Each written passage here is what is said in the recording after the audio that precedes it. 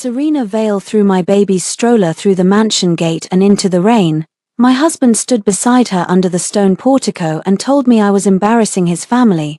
I held our 3-month-old son against my chest, looked at the mud splashed across his stroller, and took one photograph before I walked away. Nathan thought silence meant I had finally broken. He should have known better, because by midnight the house he had chosen her in would no longer belong to him. Serena Vale did not throw the stroller by accident. She put both manicured hands on the handle, smiled at me through the wrought iron gate, and shoved it hard enough that it tipped sideways before it hit the wet driveway. One wool spun in the rain. The pale grey blanket I had tucked inside the storage basket slid out and landed in a puddle. For 1 second I could not breathe. My son Noah stirred against my shoulder. His cheek was warm from sleep, his tiny hand pressed against my collarbone, trusting me because he was too young to know that adults could be cruel for sport. The rain came down in sheets over the Whitmore mansion, turning the limestone steps slick and silver. Inside those gates stood the home Nathan had promised would be ours after Noah was born. The nursery I had painted myself was upstairs. My hospital bag was still in the closet. My nursing chair faced the garden, and at the gate my husband's mistress was laughing. "Maybe now she understands," Serena said.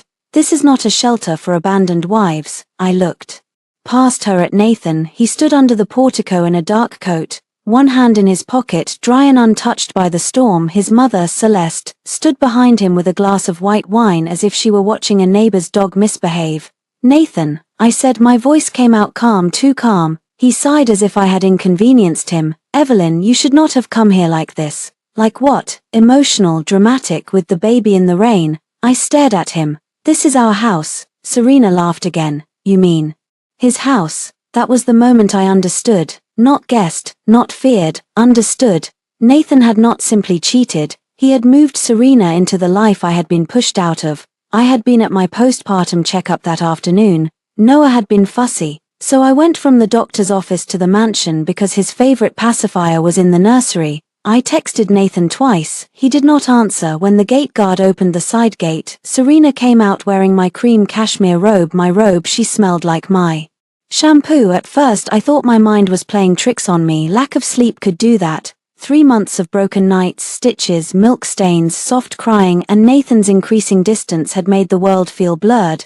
Then Serena leaned down to look into Noah's stroller. "What a plain little thing," she said. "I suppose he takes after you." I told her to step away from my child. She told me I was trespassing. Then she threw the stroller into the rain. Now Nathan crossed the driveway slowly, not toward me but toward Serena. He put a hand on her lower back. "Evelyn," he said, "you need to apologize." The words landed colder than the rain. "For what?" "For making a scene at my family's home." Behind him, Celeste gave a tiny approving nod. I shifted Noah higher against my chest. My son was still half asleep. His eyelashes trembled. A drop of rain slid from my hair onto his blanket, and I turned my body to shield him. "She threw our son's stroller into the rain," I said. Nathan's jaw tightened. "It's a stroller."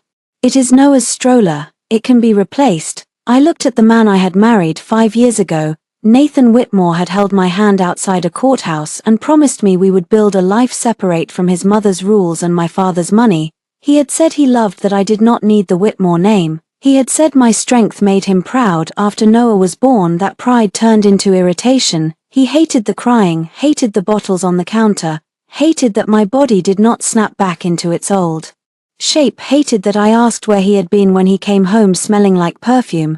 And now, in front of his mistress, he hated that I was still standing. Serena folded her arms. "Nathan, make her leave.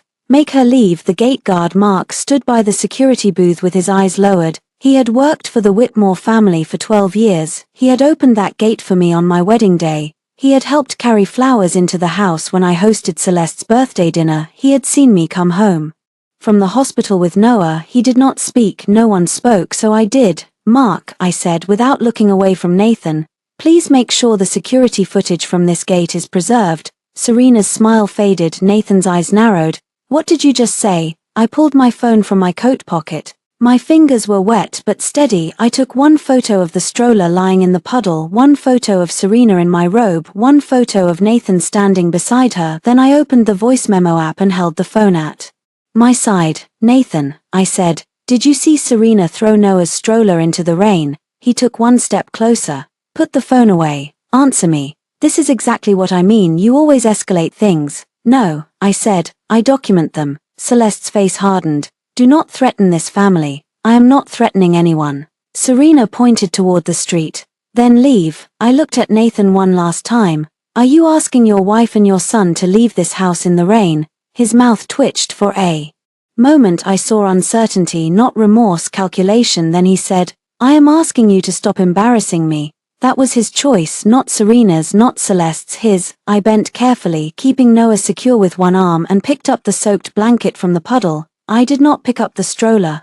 I left it where she had thrown it. There are moments in a woman's life when heartbreak becomes strangely quiet. Not peaceful, not painless, quiet, like something inside has stopped begging. I turned and walked toward my car. Nathan called after me, Evelyn. I did not turn. You are not taking my son anywhere. That made me stop. Slowly, I looked back over my shoulder. The rain ran down my face, but my voice was clear. Noah is not a possession you remember when another woman insults him. His face darkened. Serena slipped her hand through his arm. Let her go, she'll come crawling back by morning. I smiled then. It was small, tired, almost sad. No, I said, I won't. I buckled Noah into his car seat. My hands moved with the automatic precision of motherhood. Clip, tighten, check, blanket over his legs. Another kiss on his forehead. Only when I was in the driver's seat, doors locked, engine on, did I let myself inhale. My phone buzzed before I pulled away. Nathan. I rejected the call. A second later, a text appeared.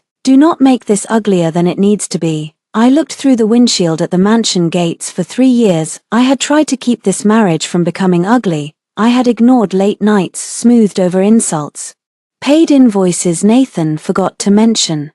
Transferred money when Celeste said the family accounts were temporarily tight. Signed renovation approvals because Nathan said it would help the estate. Hosted dinners while bleeding through postpartum pads because appearances mattered. I had mistaken endurance for love. That ended at the gate. I opened my contacts and scrolled to a number I had not called in almost a year. Dad. My thumb hovered over the screen. Daniel Harper had warned me about the Whitmores. He had called Nathan charming, polished and hollow. I had called him controlling. We had said things we could not take back. After the wedding, we spoke only on holidays and through my younger brother. But when he answered, his voice changed the moment he heard mine. Evelyn. I looked at Noah in the rearview mirror. His eyes were open now, wide and dark, watching me. Dad, I said, I need a lawyer. There was no hesitation. Are you hurt? No. The baby. Cold but safe. A pause. What happened? I looked once more at the mansion. Serena had gone. Back inside, Nathan stood under the portico, phone in hand, furious that I was not answering. I said, Nathan chose another woman at the gate of his house. She threw Noah's stroller into the rain. My father's silence lasted only 3 seconds. Then he said, Where are you? I gave him the address of a hotel downtown. I am sending a car and Margot Reed, he said. Do not go back inside that house. Do not speak to Nathan without counsel. Do not delete anything. I won't. And Evelyn, yes, his voice went colder than I had ever heard it. That mansion is leveraged through Whitmore Holdings, isn't it? My grip tightened on the steering wheel. I think so. Nathan mentioned refinancing last spring. Then drive to the hotel, he said. By midnight the house will not be theirs. The hotel room smelled like lemon cleaner and old carpet. It was not where I had imagined spending the night with my 3-month-old son. There was no crib, no rocking chair, no carefully folded muslin blankets in the drawer, just a queen bed, a narrow desk, and a view of traffic lights bleeding red and green against the wet window. But the door locked. No one could order me out. No one could put a mistress in my robe and call me dramatic. I laid Noah in the center of the bed on a clean towel and changed his damp onacy. His skin was warm, but not feverish. He made a soft, offended sound when I wiped rainwater from his hair. I know, I whispered. I hated tonight too. My hands shook only after he was dry. That made me angry, not because I shook, because I had waited until no one could see. For months, I had performed calm for people who did not deserve it. Calm when Nathan missed childbirth classes. Calm when Celeste told me a real Whitmore wife did not breastfeed in public. Calm when Serena started appearing in photos from places Nathan claimed were business trips. I had been so afraid of becoming the bitter wife that I became the silent one. My phone buzzed again. Nathan, where are you? Nathan, bring Noah home. Nathan, my mother Is upset. I laughed once. It sounded strange in the small room. His mother was upset, not my son, whose stroller lay in a puddle, not me, standing in the rain while his mistress played house. His mother. Another message appeared. Nathan, you are unstable. Do not force me to take legal steps. There it was. The first threat. I took screenshots, then I opened our joint banking app. The Whitmore household account was familiar to me in the way a wound becomes familiar when it never closes. Mortgage contribution, staff salaries, Celeste's medical membership, landscaping, wine cellar maintenance, Nathan's club dues, donations under the Whitmore family name. My personal account had covered gaps for 2 years. At first, Nathan called them temporary loans, then marital support, then, once Noah came, he stopped asking and simply expected the transfers to continue. I clicked on scheduled payments. Whitmore household account $18,000 monthly. Celeste Whitmore personal account $7,500 monthly. Whitmore Holdings emergency line $25,000. Quarterly. I stared at the numbers, then I cancelled every scheduled transfer one by one. Cancel, confirm, cancel, confirm, cancel, confirm. With each click, I felt less like I was taking revenge and more like I was removing my hand from a hot stove. My father called 20 minutes later. Are you in the room? Yes. Door locked? Yes. Good. Margot Reed is on her way. The name made me sit straighter. Margot was one of the best family attorneys in the state. I had met her once at a Harper Foundation event. She wore navy suits, spoke softly, and terrified men who confused volume with power. Dad, I said, I cannot let this become a public war. You have a child. It already became a war when he threatened custody. I closed my eyes. He said I was unstable. Of course he did. That is what weak men call women who stop obeying. My throat tightened. For years I had been angry at my father for not accepting Nathan. Tonight, his certainty felt like a hand under my elbow. About the house, I said, I made calls.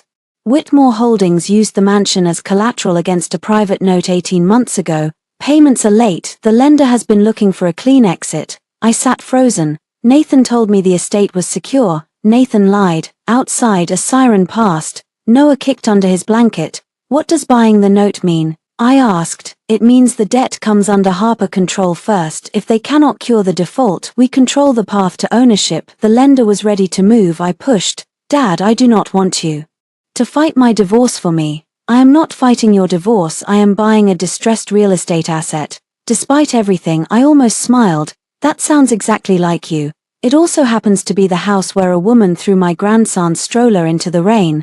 The line went quiet. I looked at Noah. He had fallen asleep again, his tiny mouth relaxed. I should have called you earlier, I said. Yes, my father said. You should have. The honesty hurt, but not cruelly. Then he added, but you called.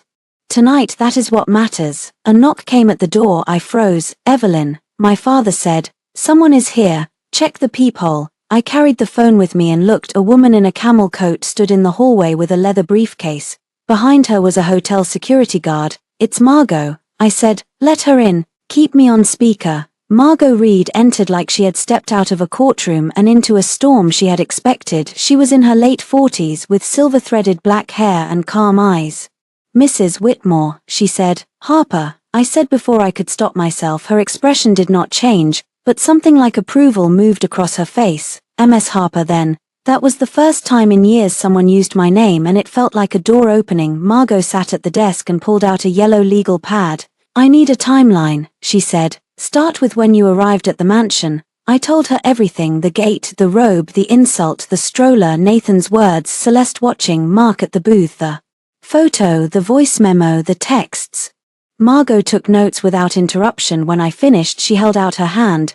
May I see the photo? I gave her my phone. Her jaw tightened when she saw the stroller. This is useful, she said. Useful sounds ugly. Evidence often begins ugly. She sent the images to a secure folder and asked for the voice memo. Then she looked at Nathan's texts. He threatened legal action already, she said. Good, good. It shows his first instinct was control, not concern for the child's welfare. I looked down at Noah. Can he take him? Not tonight. Tomorrow we file for temporary custody and exclusive decision-making until a hearing. We will also request that any visitation be structured. Given the gate incident and his failure to protect the child from exposure, the stroller was empty, I said. But the child was present. You were forced to shield him in unsafe weather while his father escalated the conflict. The pediatrician will document his condition. I nodded slowly. Margot's pen moved again. Do you have access to household financial records? Yes. Good. Pull everything: transfers, renovations, staff payments, any payments to Serena Vale or companies connected to her. She is an interior designer, I said, or claims to be. Then there may be invoices. A cold memory moved through me. Last spring, Nathan had asked me to sign approval for a redesign of the East Wing. He said Celeste wanted the rooms refreshed before a family anniversary. I had signed between feeding Noah and throwing up from pregnancy nausea. What if I signed something I did not read carefully? Margot looked at me. Then we look at it. We do not panic before we have paper. My phone buzzed again. This time it was Celeste. Margot nodded for me to answer and put it on speaker. I did. Celeste did not say hello. You have humiliated my son enough for one evening. I stared at the phone. Margot picked up her pen. Celeste continued. Whatever you think you saw, this is a private family matter. You will return tomorrow morning. Apologize to Serena for your behavior and stop this nonsense before society hears about it. My voice came out flat. Serena threw my son's stroller into the rain. Do not be vulgar. It was an object. It belonged to Noah. That child is a Whitmore. You would do well to remember that. Something inside me sharpened. No, I said. He is a baby. You would do well to remember that. There was a stunned silence. Then Celeste said, Nathan should never have married beneath his emotional standard. My father, still on speaker, spoke for the first time. Careful, Celeste. The silence that followed was worth every year I had spent swallowing insults. Celeste's voice changed. Daniel. Yes, this is not your concern. My daughter and grandson are my concern. Her breath caught. My father said, Speak to Evelyn again without counsel present and you will regret it in writing. The call ended. Margot looked at me. That was helpful too. I almost laughed again. Then my father said, Evelyn, the term sheet is signed. My pulse slowed. What does that mean? It means the lender accepted. Harper Capital controls the note effective immediately. The rest will move fast. I looked at the rain-streaked window across town. Nathan was still standing inside a mansion he believed proved I was powerless. By midnight, I asked. Before midnight, my father said, they just do not know it yet. I did not sleep. Noah did, in small restless stretches. His tiny body curled against my side. Every time he sighed, I opened my eyes. Every time my phone lit up, my stomach tightened before I reminded myself that fear was not an instruction. By 6:00 a.m., Nathan had sent 14 messages. You are overreacting. My mother is willing to forgive you if you apologize. Do not involve your father. Serena is crying because of what you did. Bring Noah home. I saved them all. At 7:15, Margot returned with coffee, a portable scanner, and a court filing draft already half complete. My father sent a car with a properly installed infant seat and a driver who did not ask questions. By 8:00, I was in a private conference room at Harper Capital for the first time in 3 years. The building had not changed. White marble lobby, quiet elevators, fresh flowers arranged with expensive restraint.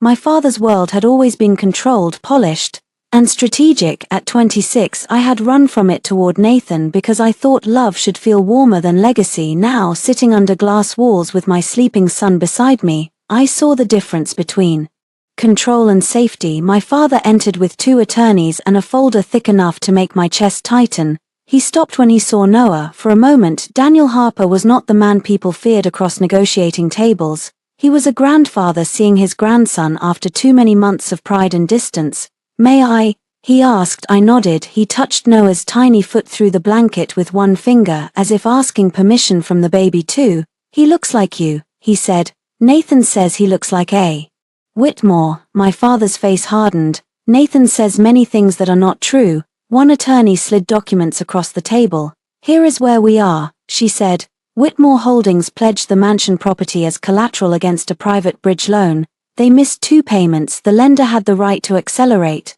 Harper Capital purchased the note last night. I scanned the page, numbers, dates, default notices. Nathan had hidden all of it. The mansion had not been secure. It had been bleeding. What happens next? I asked. Official notice goes out today. The attorney said. They will have a short cure period, but based on their cash position, they will not be able to cure without outside funds. Harper can proceed through the agreed collateral process. Given the lender's existing rights and the condition of default, control will transfer quickly. Can they fight it? They can try. It will expose their finances. My father sat across from me. This is your decision, he said. I bought the note. Because speed mattered, what we do with it now depends on you. I looked at him carefully. Do not make me into someone who destroys people because I am hurt. I would never have to. You are not that person. I want safety for Noah. I want the truth on record. I want a divorce. I want what I paid into that family accounted for. I want Serena out of my robe and out of my son's nursery. Reasonable, Margot said. My father gave one nod. Then that is what we pursue. My phone rang. Nathan this time. Margot gestured for me to answer. I put it on speaker. Evelyn. Nathan snapped. Where the hell are you? With counsel. A pause. What? Do not call me unless it concerns Noah and can be put in writing. He laughed once, sharp and disbelieving. You got a lawyer because Serena moved a stroller. Because you chose your mistress over your child in front of witnesses. Do not use that word, mistress. Serena is not the problem here. No, I said. You are. The room went silent. Nathan's voice dropped. You need to think carefully if you turn this into a custody fight.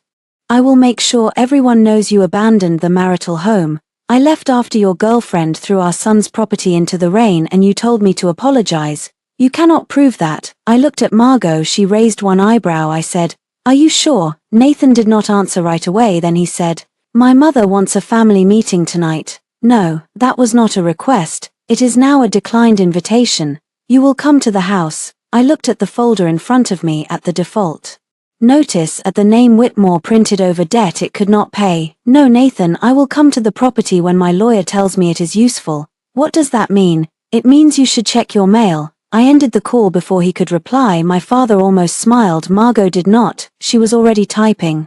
Do not get too theatrical, she said. Tempting but unnecessary. I know. Good, we win by being boring and precise. Boring and precise became my armor. That afternoon I took Noah to Dr. Lena Brooks, his pediatrician. She examined him, documented mild exposure, noted my report of the incident, and asked if I felt safe at home.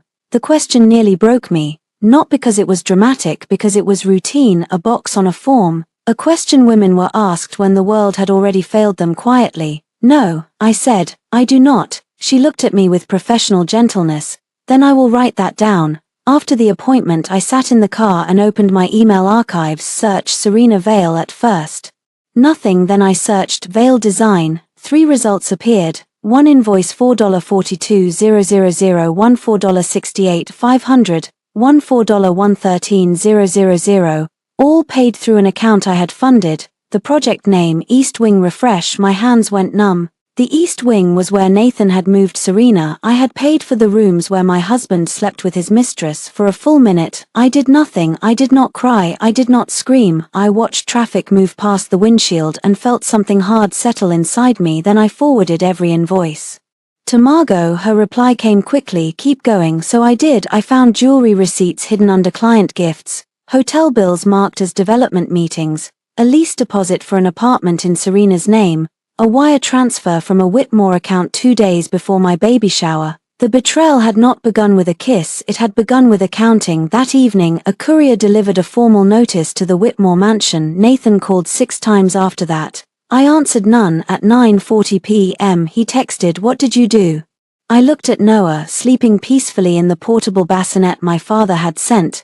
Then another message arrived. "My mother is hysterical. Serena says you are trying to ruin us." I typed one sentence. "No, Nathan, I am done funding you." I did not send it. Instead I deleted it and sent nothing. Because silence, when chosen freely, is not weakness, it is a locked door. Near midnight, Margot forwarded the final confirmation packet. Harper Capital had full control of the note. The Whitmore mansion was no longer a symbol of Nathan's power, it was collateral under my father's hand, and soon under mine to decide. A minute later Nathan texted again, "You will apologize to Serena tomorrow." I looked at the screen until it dimmed, then I finally sent my first message. "Preserve all household security footage from yesterday between 4:00 p.m. and 6:00 p.m. Deleting or altering footage may have legal consequences." 3 dots appeared, disappeared, appeared again. Then Nathan replied, "You stupid woman, I saved that too." I returned, to the mansion 2 days later with a lawyer, a property inspector, and a sleeping baby. Not because Nathan summoned me, because Harper Capital had scheduled an exterior and interior collateral inspection under the terms of the defaulted loan. That difference mattered. When the black car turned onto the long private drive, my chest tightened despite everything. The Whitmore mansion rose ahead, all pale stone and cold windows, beautiful in the way some cages are beautiful. I had once stood in its foyer in a white dress while Nathan whispered that I belonged there. Now the gate opened for me because the debt did. Mark stood at the booth, his face was pale when he saw me. He stepped out into the mist. "Mrs. Whitmore," he said, then corrected himself, "Ms. Harper." That small correction nearly undid me. "Mark, I am sorry," he said quietly. I looked at him. He swallowed. "For the other night I should have said something." "Yes," I said, "you should have." He lowered his eyes, then he said, "I saved the footage." The air shifted. My lawyer, Margot, turned slightly. Mark glanced toward the mansion. "The system overwrites after 7 days unless manually archived, Mr. Whitmore told me to pull the clip and send it to him. I made a copy before I did." "Why?" I asked. "Because the stroller was for the baby," he said, "and because she laughed." For a moment I could not speak. Margot handed him a card. "Call me today, do not send anything to anyone else." He nodded. The front door opened before we reached the steps. Celeste Whitmore stood there in pearls, navy silk, and fury. Behind her, Serena leaned against the banister in a white sweater I recognized because it was mine. Nathan stood beside the fireplace with a drink in his hand, as if staging authority might create it. "Evelyn," Celeste said, "this is inappropriate." I adjusted Noah's blanket. "Good morning." "Do not good morning me, you bring strangers into this house now." Margot stepped forward. "Margot Reed, counsel for Ms. Harper. This is Mr. Alvarez, property inspector."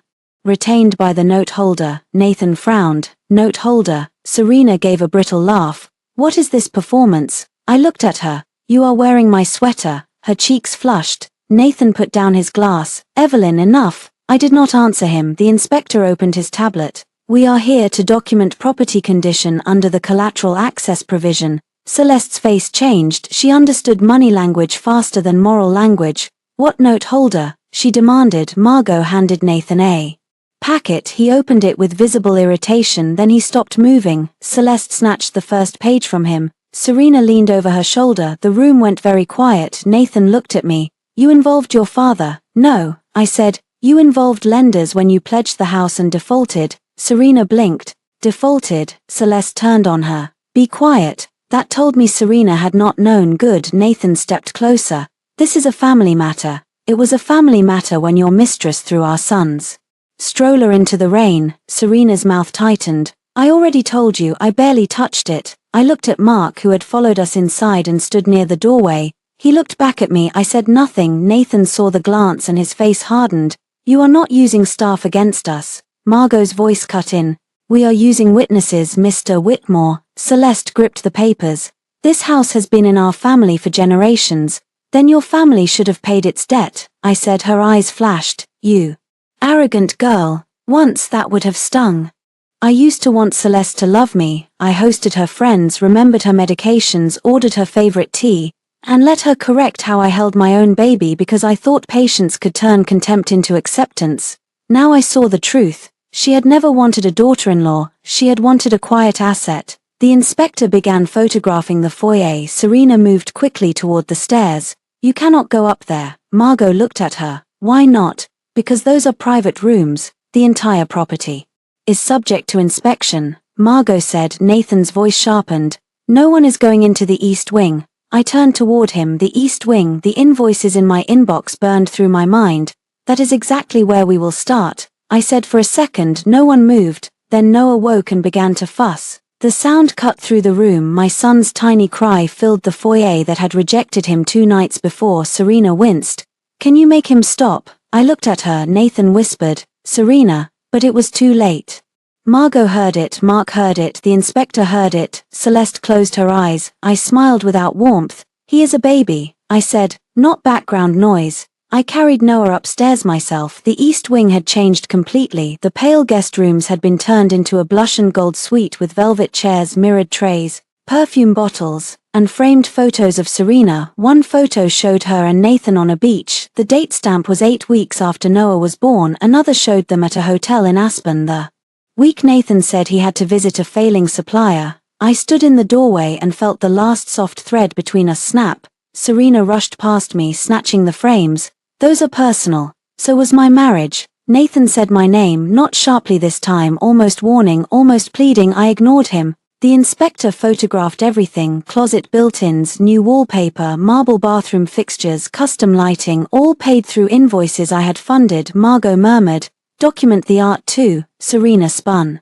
toward Nathan. "You said she did not care about money." I looked at him. He had told her that. Of course he had. Men like Nathan always need their mistresses to believe the wife is cold, greedy, unstable, or already gone. It makes the theft feel romantic. Nathan's face reddened. "This is not the time." "No," I said. "The time was before you used my money to decorate her room." Celeste inhaled sharply. Serena stared at him. "Her money?" Nathan did not answer. That was answer enough. Downstairs, Celeste tried one final tactic. "Evelyn," she said, voice softening into something almost maternal. "You are tired, you have a new baby. This is a painful misunderstanding, but divorce will harm Noah. A boy needs his family name." I looked at my son. He had fallen asleep again, one tiny fist tucked under his chin. "A boy needs adults who do not use his name to excuse cruelty." Celeste's softness vanished. "You think your father's money makes you powerful?" "No," I said. "My decision not to protect your lies does." Nathan followed me to the door. "Evelyn, wait." I paused on the threshold. Behind him, Serena stood halfway down the stairs, no longer smug. Celeste clutched the notice like it had personally betrayed her. Nathan lowered his voice. "Come home, we can discuss terms." I looked past him at the wet driveway. The stroller was gone. "You had Noah's stroller removed." Of course, it looked terrible. I almost admired the clarity of it, not because it was right, because it revealed everything. "You removed the evidence from the driveway," I said, "not the woman who threw it." His jaw clenched. "Do you understand how bad this will look for you?" I asked. He leaned closer. "Do you understand how lonely you will be if you keep going?" There it was, the old weapon, fear. I stepped outside. Lonely was standing in the rain with my son while my husband protected another woman. I walked down the steps. This time, Mark opened the gate before I reached it. As I passed the booth, he said quietly, "Ms. Harper." I turned. "I will call your lawyer today." "Thank you." Behind me, Nathan shouted my name, but the gate was already closing. Dr. Lena Brooks did not dramatize what had happened. That made her record more powerful. She checked Noah's lungs, his temperature, his skin, his breathing. She asked how long he had been exposed to the rain, whether he had been dressed for weather, whether I had access to safe housing, and whether anyone had threatened to take him from me. I answered everything. When I said Nathan had told me I was not taking his son anywhere, Dr. Brooks stopped writing for half a second, then she continued. "Do you feel he may use custody to pressure you?" She asked. "Yes." "Has he been the primary caregiver?" "No." "Does he know Noah's feeding schedule?" I looked down at my hands. "No." "His pediatric medications?" "No." "His safe sleep routine?" "No." The shame came suddenly, though it did not belong to me. I had told myself Nathan would become more involved once work slowed down, once Noah slept more, once I asked in the right tone, once Celeste stopped interfering, once Serena disappeared from the edges of our life. I had built excuses like scaffolding around a collapsing building. Dr.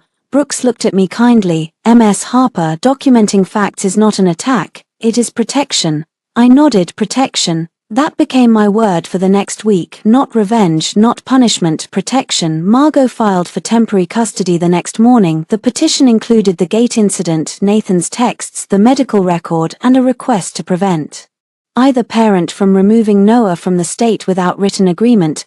Nathan responded through a lawyer named Peter Lang, who sent a letter full of polished lies. "Mrs. Whitmore left the marital residence voluntarily. Mrs. Whitmore has shown signs of postpartum instability. Mr. Whitmore has serious concerns regarding the child's welfare." I read the letter 3 times, then I placed it flat on the table and took a photo of Noah sleeping in the bassinet beside me. Signs of postpartum instability. That was what they called a mother leaving the rain. Margot was not surprised. "This is standard," she said. "Ugly but standard." "How do we answer?" "With records." We spent the afternoon building a timeline: my OB discharge papers, Noah's birth certificate, pediatric appointments attended by me alone, Pharmacy pickups, lactation consultant bills, grocery deliveries, night nurse invoices from the first 2 weeks, paid by my account after Nathan refused because he said women have handled babies forever. Then, the financial records, Margot's assistant created columns, household expenses paid by Evelyn,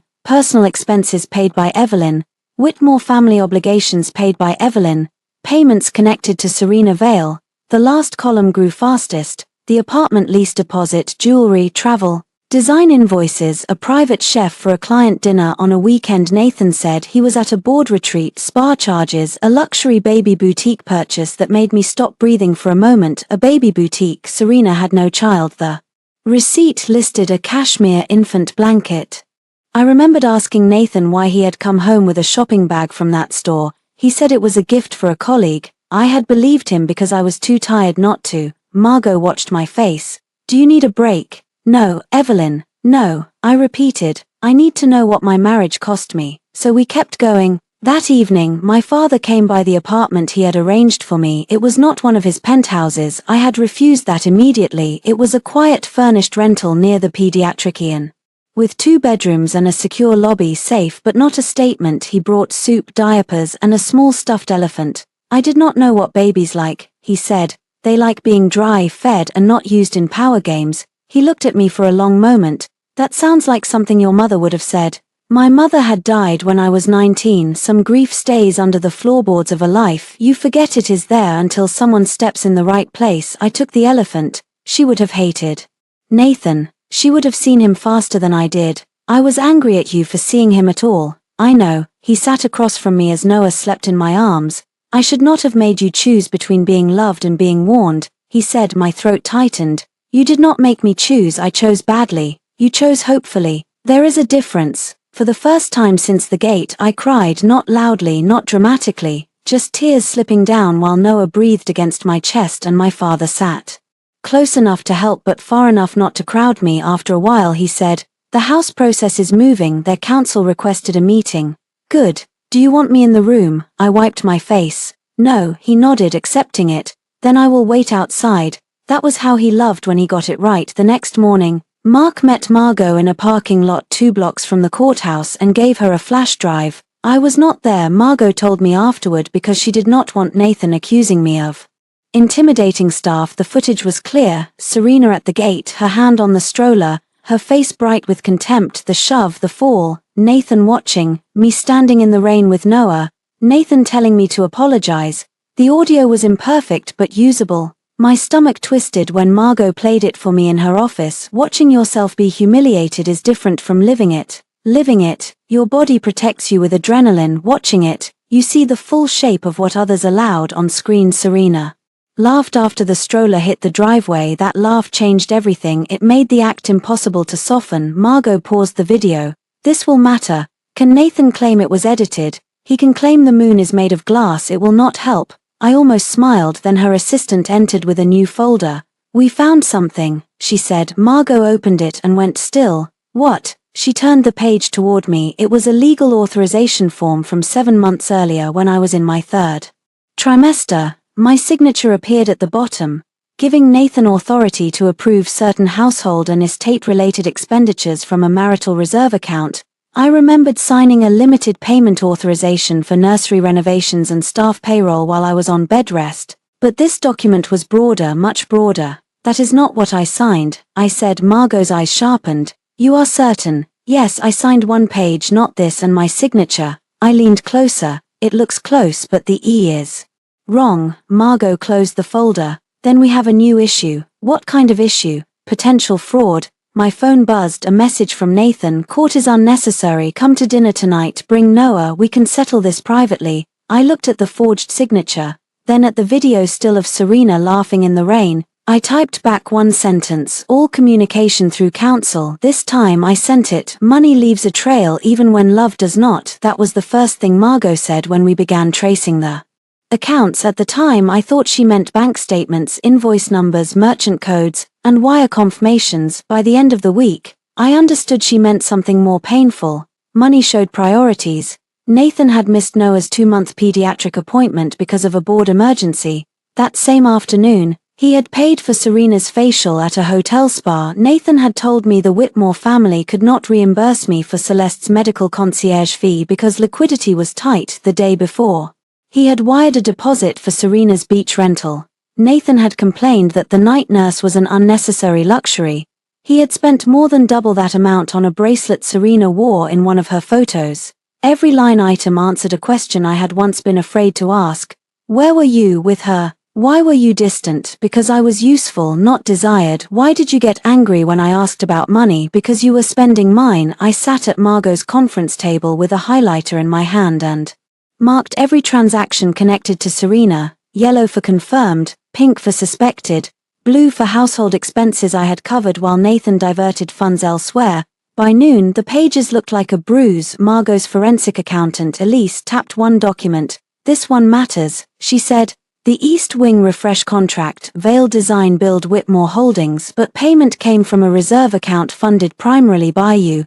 Can we prove that? Yes, the account inflow is traceable. Your transfers came in on the 1st, the payments went out on the 3rd. I looked at the invoice again. Custom headboard, Italian linens, built-in vanity, silk wall panels. I thought about Serena standing in my sweater, guarding that room. She knew, I said. Elise did not soften it. At minimum, she knew the payments came through family accounts, and Nathan knew I funded those accounts. Yes, that word landed cleanly, no room for excuses. Later that day, Margot arranged a video call with Peter Lang, Nathan's attorney. Nathan insisted on attending. I attended from Margot's office, Noah with my father in the next room. Nathan appeared on screen in his home office, the one with law books he never read and a portrait of his grandfather behind him. Peter sat beside him, expression tight. He looked like a man already regretting his client. Margot began, Ms. Harper is prepared to discuss temporary parenting arrangements, financial disclosures, and preservation of evidence. Nathan leaned toward the camera. Evelyn, this is absurd. You are letting your father turn a marital disagreement into a hostile takeover. I folded my hands. This is not a marital disagreement. Serena made a mistake. Serena assaulted my son's property and you defended her. Property cannot be assaulted, he snapped. No, I said. But a court can understand cruelty. Peter cleared his throat. Let us keep this productive. Margot slid into her calmest voice. We require full disclosure of all payments made to or for the benefit of Serena Vale Design. And any related entity. Nathan laughed. Absolutely not. Peter's face tightened. Margot continued. We also require production of the original signed authorization dated March 18th. Nathan's expression changed. Barely, but I knew him. I had watched that face lie about hotel receipts, late nights, and lipstick on a collar. His anger always arrived fast when fear came first. What authorization? He asked. Margot smiled politely. The one you relied on to approve expanded expenditures from the marital reserve. Peter turned to him. Nathan looked away from the camera. I will have to check. I leaned forward. No, you won't. His eyes snapped back to me. I was 7 months pregnant on March 18th, I said. I was on bed rest. You brought me 1 page to sign for nursery payroll and household staffing. You stood next to the bed and said I was paranoid when I tried to read it. His mouth opened. I continued. The document your office produced has 4 pages. I did not sign those terms. Peter went still. Nathan's voice dropped. Be careful.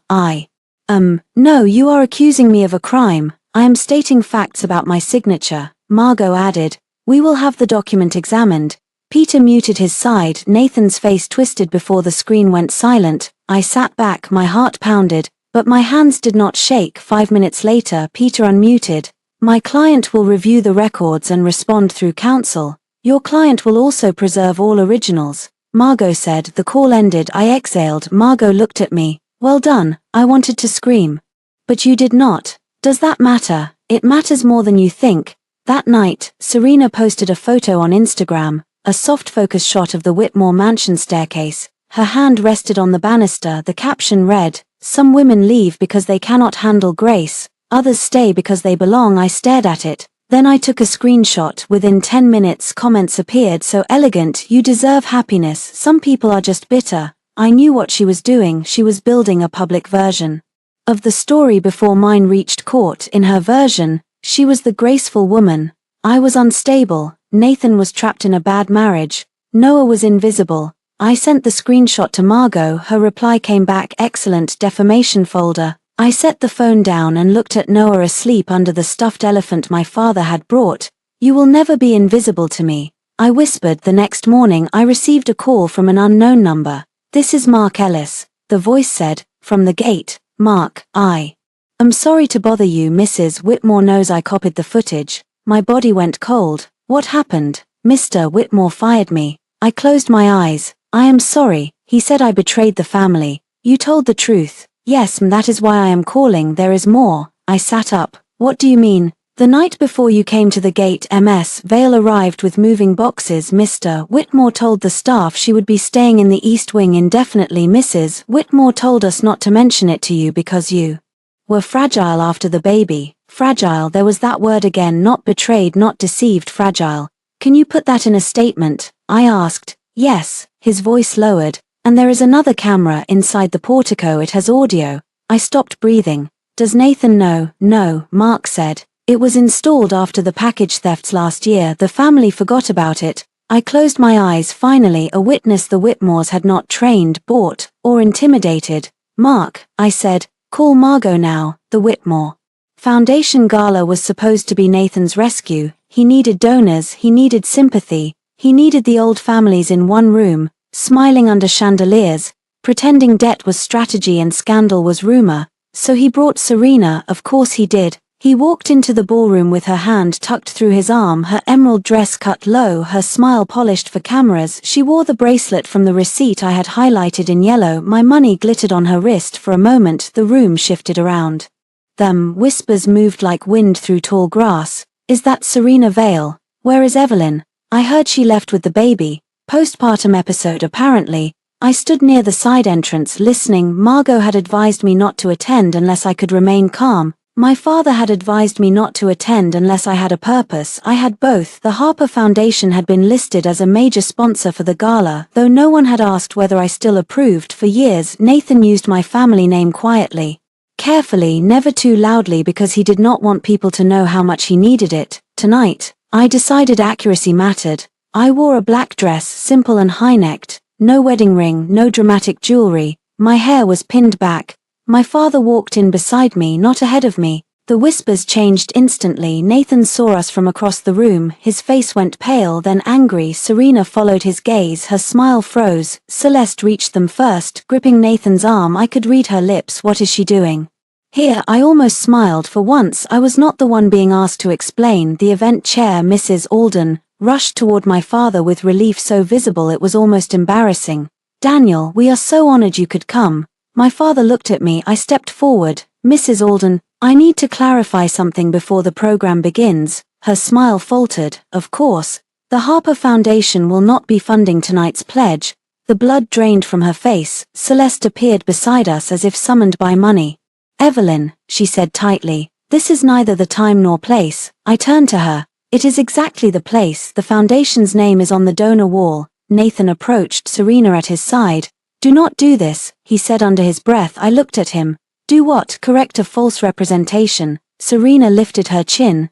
This is pathetic. I glanced at her bracelet. So is wearing jewelry bought through another woman's household account. But here we are. Her face flushed. Nathan grabbed my elbow. The room went still. My father moved one step. Nathan released me immediately. I did not rub my arm. I did not step back. Touch me again, I said softly. And this becomes simpler. Nathan's jaw worked. You are trying to destroy my family. No, I am refusing to finance it. The gala chair looked like she might faint. Margot, who had entered quietly behind us, handed Mrs. Alden a formal letter, notice of sponsor withdrawal and request for correction of promotional materials. She said, also given pending financial questions involving Whitmore Holdings, we advise the Foundation Board to conduct an independent review before accepting funds represented as restricted charitable contributions.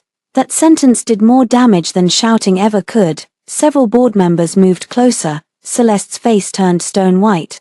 How dare you? I finally looked at her fully. I dared after your guest threw my baby's stroller into the rain and you called it vulgar to mention. Someone gasped. Serena snapped. That is not what happened. Margot opened her tablet.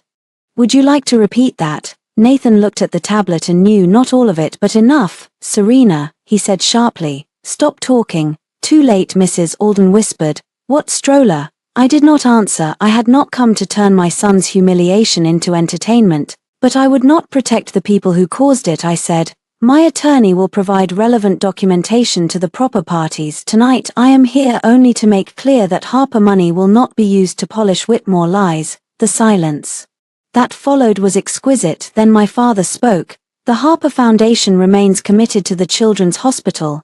We will donate directly to the hospital tomorrow morning, in the full amount originally discussed, without routing funds through the Whitmore Foundation." Mrs. Alden clutched the letter. The board members began whispering again, but this time the tone had changed. Nathan heard it too. He leaned close. "Evelyn, please." That was the first please. It did not move me. Serena stepped back from him, small but visible. I saw the moment she understood. Nathan was not a prince choosing her over a dull wife. He was a man standing on debt, scandal, and another woman's money. "You told me she was cut off," Serena whispered. Nathan turned on her. "Not now. You said her father hated her," Celeste hissed. "Serena." The room was watching them now. I almost felt sorry for Serena, almost. Then I remembered the stroller hitting the rain. No, some women make mistakes. Some women see a baby and still choose cruelty. Serena had chosen. The gala program began 20 minutes late. Nathan tried to salvage it. He stood at the podium and spoke about legacy, family, and responsibility. His voice was smooth, but his hands shook. I stood near the back with Margot when he said, "The Whitmore name has always meant protection." I turned and walked out. The cameras caught it, so did half the room outside. The cold air felt clean. My father followed me. "Are you all right?" "No," he nodded. "Are you glad you came?" I looked back through the glass doors. Inside, Nathan was still speaking, still performing, still pretending he had not lost control of the room. "Yes." My phone buzzed. Margot looked at hers too. She read first, then she smiled. "What?" I asked. "The economic crimes investigator assigned to the document issue wants a meeting." I looked at the ballroom, at Serena standing alone near the bar, at Nathan gripping the podium, at Celeste trying to smile while donors avoided her eyes. For years I had feared public embarrassment. Tonight I learned something important. The truth is only embarrassing to the people who built their lives on lies. Family court did not look like revenge. It looked like beige walls, tired parents, vending machines, and women holding folders with both hands because paper was the only thing keeping their lives from being misread. I arrived early with Margot. Noah stayed with my father in a private waiting room approved by the court. Nathan arrived 20 minutes later in a navy suit, clean shaven, carrying a leather folder and wearing his wedding ring. The sight of it almost made me laugh. He had not worn that ring consistently for months. Now in court, he displayed it like evidence. Serena was not with him. Celeste was. She sat behind him, spine straight, mouth thin, as if posture could still command the world. When Nathan saw me, his expression softened into something rehearsed. "Evelyn," he said, "we do not have to do this." I looked at the ring on his finger. "You should have remembered that." At the gate, his face tightened. Peter Lang pulled him away before he could answer. The hearing began with temporary custody, not divorce, not money. Noah, that focus helped me breathe. Peter spoke first. He painted Nathan as a concerned father blindsided by my emotional departure from the marital home. He mentioned postpartum stress 3 times. He said Nathan wanted generous access, shared decision-making, and immediate return of the child to the family residence. Then Margot stood. She did not call Nathan a monster. She did not call Serena a homewrecker. She did not call Celeste cruel. She used dates. On April 3rd, the child attended a pediatric appointment. The mother was present, the father was not. A document entered the record. On April 10th, the child received vaccinations. The mother was present, the father was not. Another document. On May 2nd, the mother requested reimbursement for a night nurse. The father declined in writing. Email. On May 15th, the father spent the night away from the marital residence and later represented it as a business obligation. Hotel record. Peter objected. Margot calmly redirected. Then came the gate. The courtroom screen lowered. Nathan's face changed before the video even played. I watched the judge instead of the screen. Serena appeared at the gate. I appeared with Noah. The stroller moved, fell, the blanket hit the puddle. Nathan stood under shelter. My voice came through faintly. "Did you see Serena throw Noah's stroller into the rain?" Then Nathan's voice. "Put the phone away." The judge's expression did not change. That made it worse for Nathan. The second camera had audio, clear audio. Serena's voice filled the courtroom. Maybe now she understands, this is not a shelter for abandoned wives. My hands closed around each other under the table. Then Nathan, you need to apologize. Celeste stared straight ahead. Peter looked like a man whose case had just caught fire. The clip ended. No one spoke. Margot said, the child was present. The mother left the scene to protect him. The father did not intervene, did not check on the child's condition, and later threatened legal action when the mother sought safety. Peter rose slowly. Your Honor, the stroller was empty. The judge looked at him. Counsel, that is not the defense you think it is. I breathed for the first time in what felt like minutes. Margot submitted Dr. Brooks's medical record next, then Nathan's texts, then Mark's statement. Peter tried to argue that I had involved my father to punish Nathan financially. Margot answered with one sentence. The financial issues are separate from the child's immediate safety, but Mr. Whitmore's attempt to characterize Ms. Harper as unstable began within hours of his failure to protect the child from a hostile adult. The judge asked Nathan directly, did you tell your wife she needed to apologize to Ms. Vale after the stroller incident? Nathan swallowed. It was a tense moment. That was not my question. He glanced at Peter. Peter could not help him. Yes, Nathan said. And what is Ms. Vale's relationship to you? Silence. Celeste closed her eyes. Nathan said, she is a close friend. Margot played Serena's gala whisper from a hallway recording. I had not known she had. Not the whole thing, just enough. You told me she was cut off. The judge looked at Nathan. Close friend, she repeated. Nathan flushed. By the end of the hearing, the temporary order was clear. I received primary physical custody. Nathan received supervised visitation twice a week at a family center until further order. Neither of us could remove Noah from the state. All communication had to go through a parenting app. Nathan was prohibited from bringing Noah into contact with Serena Vale pending review. Celeste made a small sound behind him. Nathan turned around, furious. But the order was already spoken. Outside the courtroom, he caught up with me near the elevators. For once, his anger was stripped of polish. Are you happy now? I looked at him. No. Then why are you doing this? Because happy is not the goal, safe is. His face twisted. You are keeping my son from me. I am keeping our son from the woman you allowed to humiliate him and from the version of you who thought that was acceptable.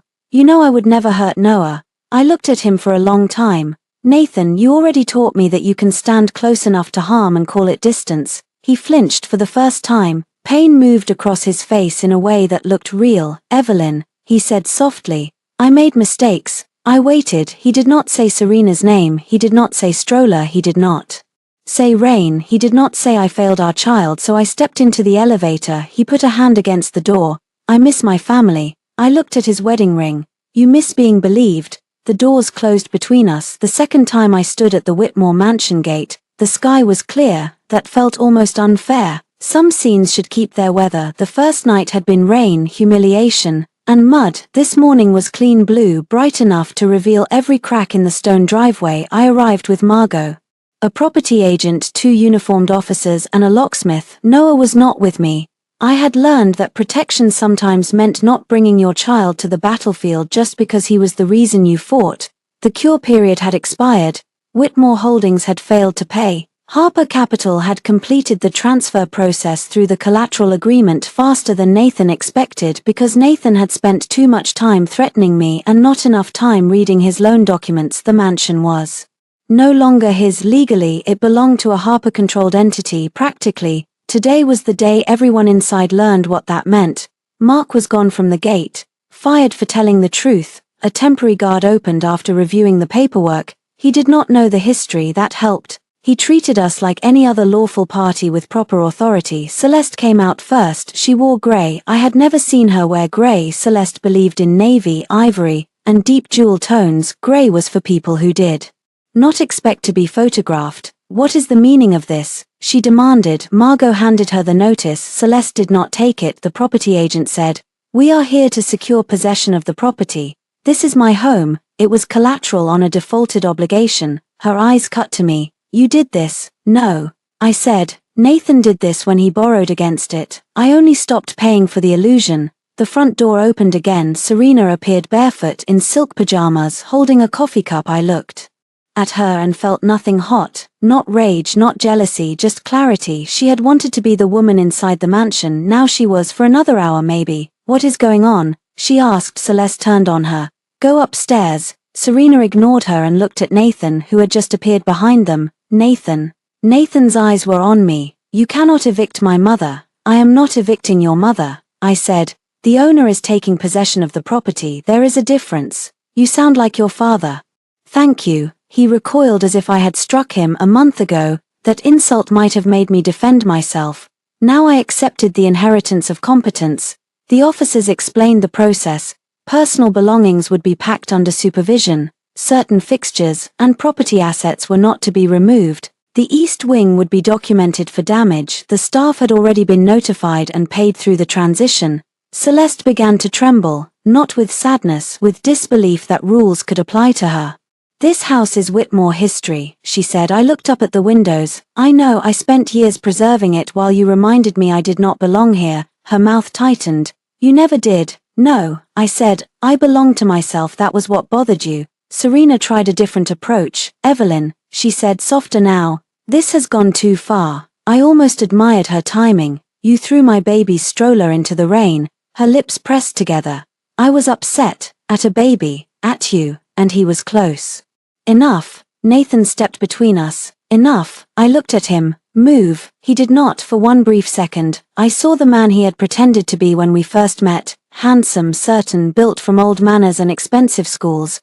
A man trained to expect rooms to rearrange around him. Then one of the officers said, Sir, step aside. And Nathan moved. That was the moment the mansion changed hands in my heart. Not when the papers were signed. Not when the lender accepted the offer. When Nathan Whitmore, who once told me I would be lonely without him, stepped aside because someone with authority told him he had to.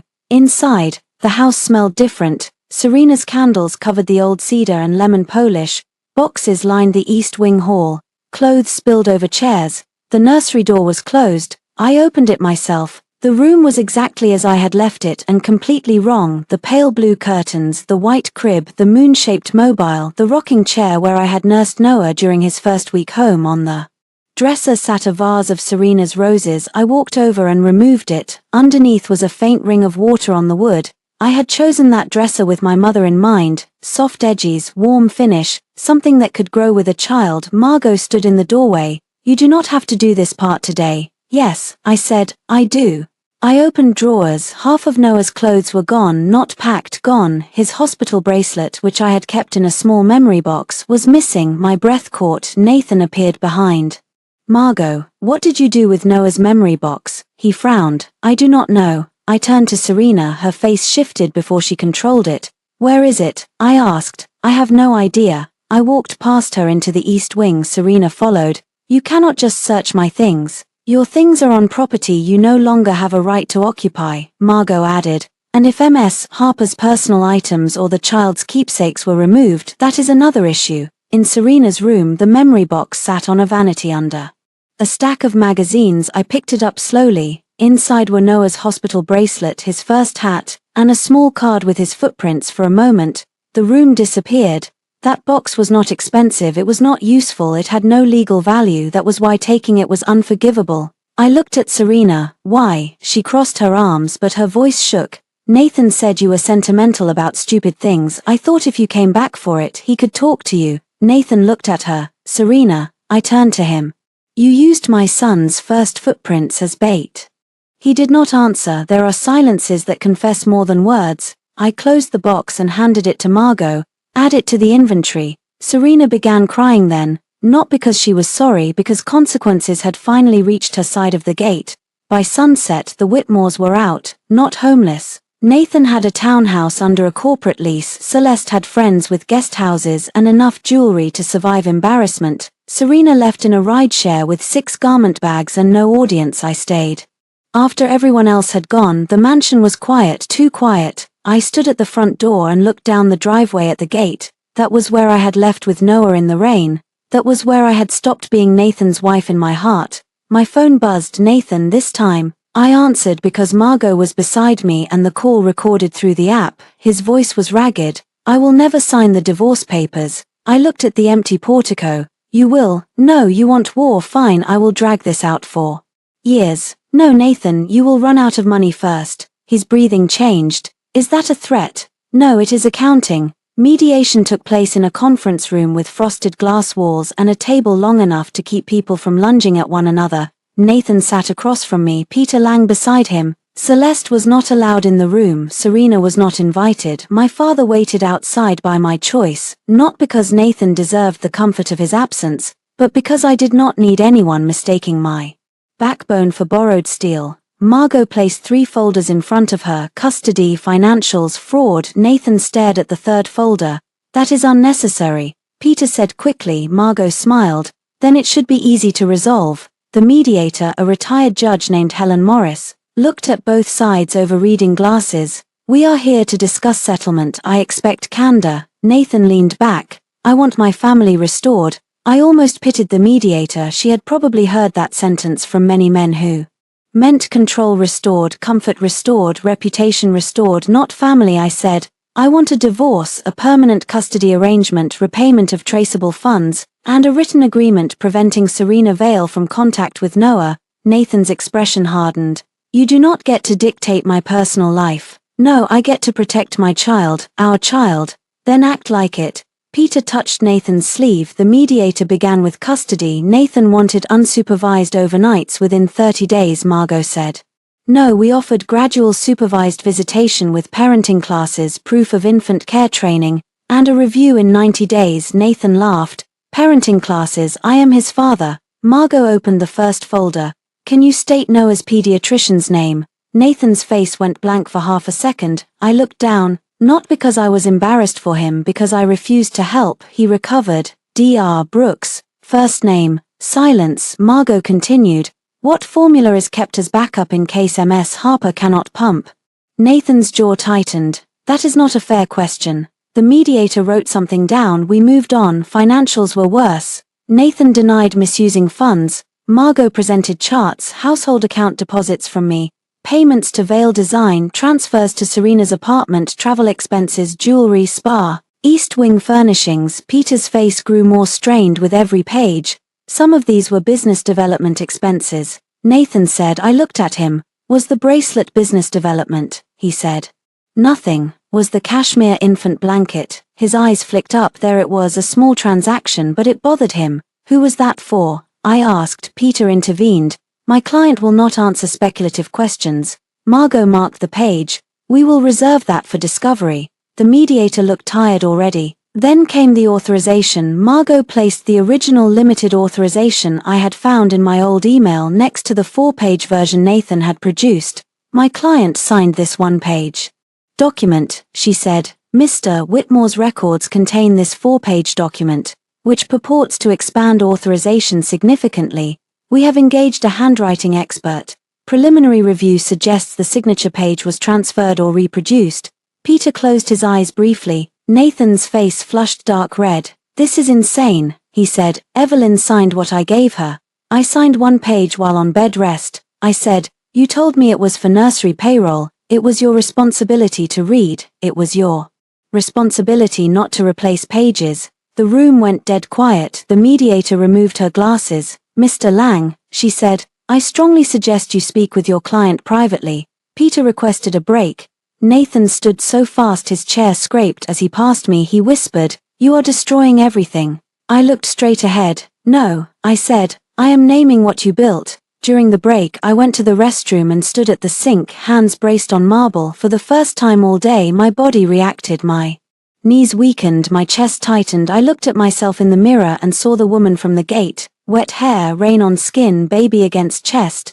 Then I saw the woman in front of me, dry-eyed, prepared, unwilling to bend. I whispered, keep going. When I returned, Nathan was different, not softer, cornered. Peter spoke for him. My client is prepared to consider financial reimbursement without admission of wrongdoing. Margot did not blink. Amount. Peter named a number so insulting even the mediator looked annoyed. I leaned forward. Nathan. He looked at me. Do you remember our first apartment? Confusion crossed his face. What? The one before the mansion, the one with the broken dishwasher. You used to say we were happiest there because everything was ours. His expression shifted despite himself. I remember. I paid the deposit, I paid the rent when your family account froze, I bought the bed, I bought the dishes, I paid your bar dues the year you said your mother was temporarily illiquid. I did not keep score because I thought we were building a life." His mouth tightened. "Then I had our son, and while I was bleeding and learning how to keep a newborn alive, you used the life I funded to move another woman into my home." He looked away. "No," I said, "look at me." Slowly he did. "I am not asking for generosity. I am asking for records to stop lying." The mediator let the silence sit. Then Margot slid over our settlement demand: repayment of traceable personal funds used for Serena's benefit, equalization of marital assets, permanent parenting plan, no contact between Serena and Noah, no disparagement, cooperation with the property transition, withdrawal of false claims regarding my mental stability. Nathan read the document. "You want me to admit I lied. I want you to stop benefiting from the lie." His phone buzzed on the table. He ignored it. It buzzed again. Peter glanced down. "Nathan," he said quietly, "you should look." Nathan did. His face changed. "What is it?" the mediator asked. Peter took the phone from him, read, and went pale.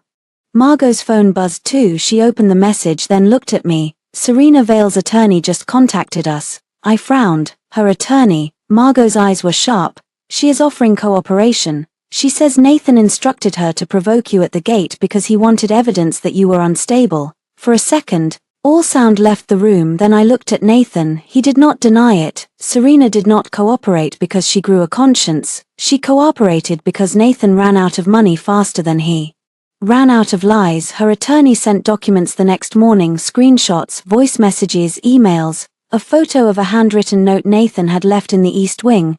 The messages were ugly in their simplicity. "She is emotional after the baby. If she shows up, let her lose control. Do not worry about the stroller, it will make her look unstable if she reacts. My mother agrees Evelyn needs to be pushed into leaving." Serena had replied with heart emojis. Then, after the gate incident, she recorded us. Nathan's response: "Delete anything you have, I will handle the house staff." I sat in Margot's office and read the messages twice. I thought I had reached the bottom of the betrayal. I had not. There was always another room below. Nathan had not merely failed to stop Serena, he had helped set the stage. He wanted me to break in public. He wanted me to scream, shove Serena, threaten someone, anything he could turn into a custody weapon. Instead, I took a photograph. Margot watched me carefully. "Do you want a moment?" "No. You are allowed to need one." "I know I will need many, but not before we finish." She nodded. Serena's cooperation agreement was limited. She wanted release from potential civil claims in exchange for testimony and records.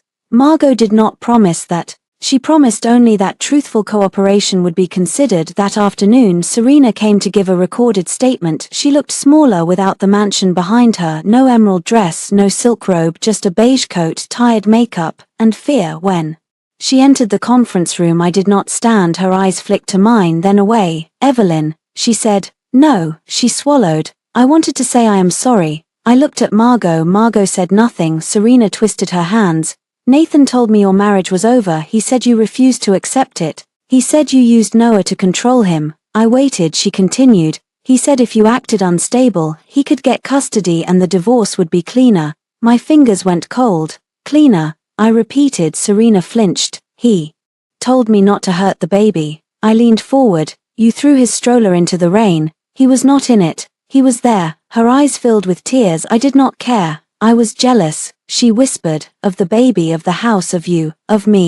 He kept saying you were nothing without your father. But he was obsessed with whether your father would come back. Every time your name appeared on a bank transfer, he got tense. Every time you called, he left the room. I thought if you were gone, he would finally choose me completely." I looked at her for a long moment. "And did he?" Her mouth trembled. "No, of course not. Men like Nathan do not choose women, they choose mirrors." Serena had reflected his ego until the glass cracked. Her statement gave Margot enough to strengthen everything: custody, defamation, financial misconduct, the fraud inquiry. Nathan's world shrank quickly after that. The Whitmore Foundation board suspended him pending review. Donors redirected funds after my father made the hospital donation directly. Peter Lang withdrew from representing him in the financial matter, citing conflict concerns. Celeste stopped calling me and began calling old friends who suddenly traveled too often to host her.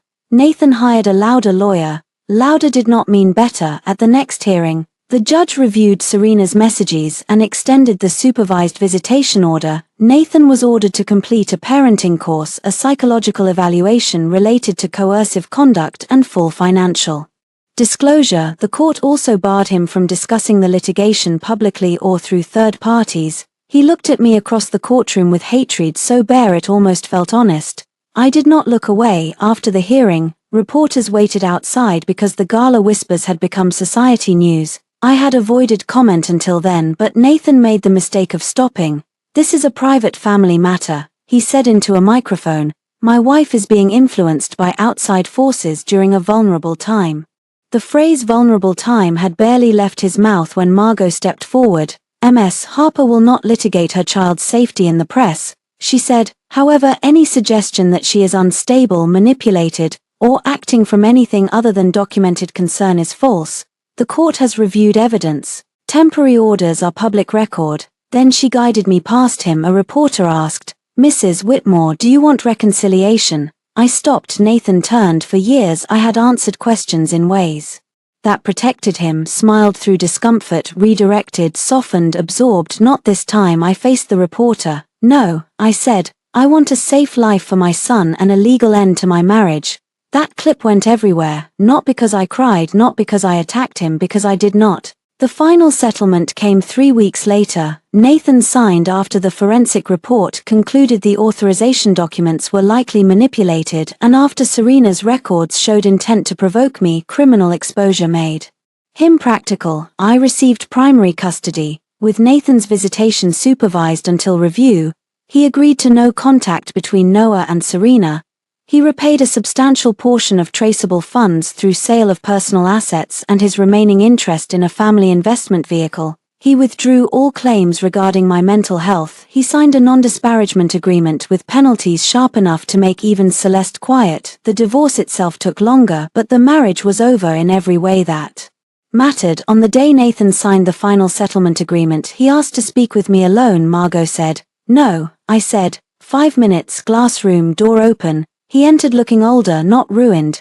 Men like Nathan rarely ruin completely, they simply become less protected by charm. "Evelyn," he said, "I did not think it would go this far." I almost laughed. "That is because you never thought I would." He looked down. "I was angry after Noah was born. At a baby. At losing you." "No," I said, "you were angry that I was no longer arranging myself around you." He flinched. "Serena was a mistake. Serena was a choice you repeated." "I know, you don't, but it no longer matters." His eyes reddened. "I miss him." That was the only sentence that touched me, not enough to bend, enough to hurt. "Then become the kind of father a court does not have to supervise." He nodded quickly. "I will, I swear, and maybe someday you and I—" "No," he stopped. I kept my voice gentle because cruelty was not freedom. "There is no someday for us, Evelyn. You planned to make me look unstable so you could take my baby." His face crumpled. I panicked. "No, I panicked at the gate. I still protected Noah. You calculated." That was the line between us. He had no answer. When I left the room he did not follow. The mansion gate looked smaller in sunlight. For months it had lived in my memory as iron and rain, a black shape closing against me while my son's stroller lay in a puddle. But on the morning I returned with Noah, spring had softened the driveway, the trees were green, the stone lions on either side of the entrance looked less like guards and more like props from a life I no longer wanted to perform. Noah sat in his new stroller, dry and warm, kicking one foot under a blue blanket. I had chosen the stroller myself, not because Serena ruined the old one, though she had, not because I needed a symbol, though maybe I did. I chose it because it was sturdy, safe, and easy for me to fold with one hand. That was what mattered now. Things that worked, things that protected, things that did not require me to beg. My father stood beside me, hands in his coat pockets. "You are sure?" he asked. I looked through the open gate. The mansion had been cleaned, the east wing stripped, the nursery packed and moved to my apartment. The memory box sat on my bedside table now, not in a room where people used love as bait. "I am sure." Harper Capital could have sold the mansion immediately. Several buyers had already expressed interest. Old houses attract old money, and scandal only lowers the price for people who believe they are above it. But I had asked for time, not to move back in, never that. I wanted the property transferred into a trust for Noah. then leased for a women's legal aid residency program the Harper Foundation was building with Margot, temporary housing, legal clinics, financial counseling, a quiet place for women who needed a locked door and someone to say, "Keep the records." The room where Serena had slept would become offices, the dining room where Celeste had demanded apologies would host custody workshops, the gate where I had stood in the rain would open for women leaving worse nights than mine. My father had approved the plan without changing a word. "You know," he said, "this is not the most profitable use of the property." I smiled. "I learned from you that profit is not always the point." He gave me a look. "I am certain I never taught that." "No, Mom did." His face softened. We walked up the driveway together. Halfway to the house, a car pulled in behind us. I knew before I turned. Nathan stepped out alone. He looked thinner, his suit was less perfect. His eyes went immediately to Noah. "Did Margot know you were coming?" I asked. "No." "Then you should leave. I just want to talk. We have an app for parenting communication." "This is not about the app." "Then it is not appropriate." His mouth tightened, then loosened. He was trying. I could see the effort, the new parenting class language, the court-ordered restraint, the awareness that anger had become expensive. "I saw the announcement," he said, "about the legal aid program." I waited. "You're really turning my family home into that?" There it was, my family home still. "It is Noah's trust property," I said. "And yes." His eyes flicked to the mansion. "My grandmother planted those roses." "I know. We are keeping the garden." "My father died in that upstairs room." "I know. We are making that floor private offices, not bedrooms." He looked at me then. "Do you hate me that much?" The question was almost innocent in its selfishness. "No." He blinked. "I do not hate you enough to organize my life around you." That hurt him more than hatred would have. He looked at Noah again. "Can I see him?" "Your scheduled visitation is tomorrow at the center." 5 minutes. "No, Evelyn, please." I put one hand on the stroller handle. At the gate months ago, please had not existed for me. Only commands: apologize, leave, bring Noah home, do not involve your father. Now please. Arrived too late, dressed as remorse. "No," I said again. "Boundaries do not become cruelty because you dislike them." He swallowed. "I am trying." "Good, keep trying where the court told you to try." He looked past me at my father, then back. "I loved you." I believed he believed that. That was the saddest part. "You loved the version of me who paid, forgave, explained, hosted, softened, and stayed." His eyes filled. "I did love you." I nodded. "Then you should have protected me when it mattered." The wind moved through the trees. Noah made a happy sound and grabbed at the toy clipped to his stroller. The sound was small, bright, and completely uninterested in adult regret. Nathan wiped his face quickly, embarrassed by his own tears. "What happens now?" he asked. "For you, I don't know. And for you." I looked through the open front door of the mansion. Workers moved inside, carrying boxes of legal books instead of silk bedding. A woman from the foundation stood in the foyer discussing security upgrades. Margot was already there, sleeves rolled, arguing with a contractor about privacy locks. "For me," I said. "Life." Nathan gave a broken laugh. "That simple." "No, that hard." He nodded slowly. For once he did not argue. He walked back to his car. Before he got in, he looked once more at the mansion, then at me. I did not wave. After he drove away, my father exhaled. "Are you all right?" I watched the empty driveway. "Yes, and I meant it. Not healed, not untouched, not unchanged. All right." I pushed Noah's stroller forward. The wheels moved smoothly over the stone. At the threshold I paused. The last time I left this house I had carried my son through rain while people who should have protected us watched.